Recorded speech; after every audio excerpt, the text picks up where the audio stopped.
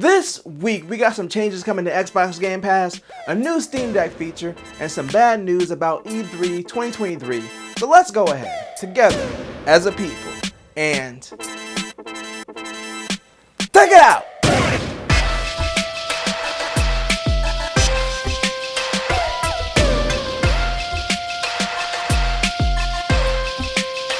And welcome to another sensational Sunday. I'm Mike and I have returned with the gaming news. And you know where you can play a bunch of games for a monthly fee? Game Pass. But there's been one thing missing from Game Pass, and it's family sharing. Now Microsoft has basically been testing it in Colombia and Ireland for a few months now, but they finally rolled out the family plan in more countries. The Game Pass family plan is now available in Chile, Hungary, Israel, New Zealand, South Africa, and Sweden. We still have no word if or when this will roll out to North America, but I really need this. I'm tired of paying for 2 accounts with Game Pass Ultimate. Now, if they keep the pricing equivalent to what it is right now outside of the US, it'd be about $25 a month for up to 5 accounts, which even with 2 people in the household, I would still save $5. So please, Microsoft, just give me this now. If any of you out there have already signed up for the family plan, let me know how it is down below in the comments. And speaking of family, Microsoft has been trying to grow its family of developers and publishers. Of course, their biggest acquisition, which is currently in progress, is their purchase of Activision Blizzard for $69 billion. Now, the last time I reported on this deal, it was being challenged by the CMA in the EU and the FTC in the US for concerns with the deal being anti-competitive. Now, this is mainly due to Call of Duty being such a big multi-platform game. They feel that if Microsoft owns that franchise, it could give them an unfair advantage. Well, Microsoft has had their hearing with the CMA and the EU, which we don't have the decision on just yet, but we have a few updates from Microsoft and Activision following the hearing. So Microsoft has confirmed that they've offered contracts to Nintendo and Nvidia to bring Call of Duty to their platforms for the next 10 years. With Nvidia, this is even a bigger deal than Nintendo because their service GeForce Now is a direct competitor to Microsoft's streaming service, xCloud. Outside of those deals, as I previously covered, they also offer the same deal to Valve with Steam, which they declined because they said that they have faith Microsoft will continue to put Call of Duty on Steam, so a contract isn't needed. And they also offer the same deal to Sony, but it seems like they've declined that deal and are continuing to argue against the merger. Microsoft basically said at the press conference that they feel like these deals should help ease the concerns and get the merger approved.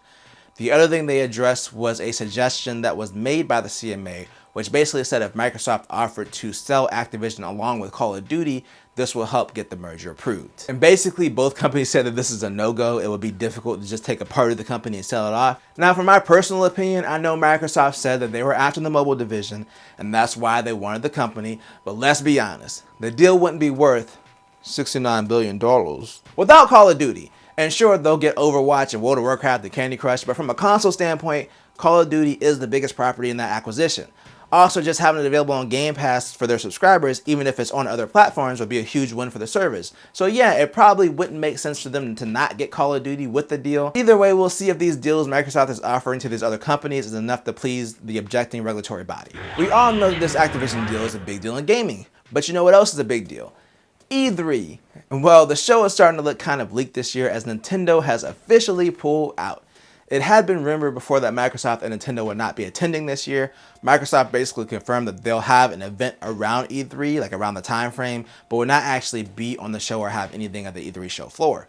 Well, Nintendo has now confirmed that they will not be at E3 2023 either, and basically they said that they evaluate everything on a case-by-case basis, and E3 didn't fit in their plans for this year. However, they still said they support E3 and the ESA, which is essentially the same thing that Microsoft said when they pulled out. Sony had already pulled out at E3 anyway, so it looks like none of the console makers will be at E3 this year, and it's a big hit to the show, being that this is its big return. So if companies start to feel like they can make a big impact in the news without E3, this could be the end of it. I really hope not, because it's always been one of those things I look forward to.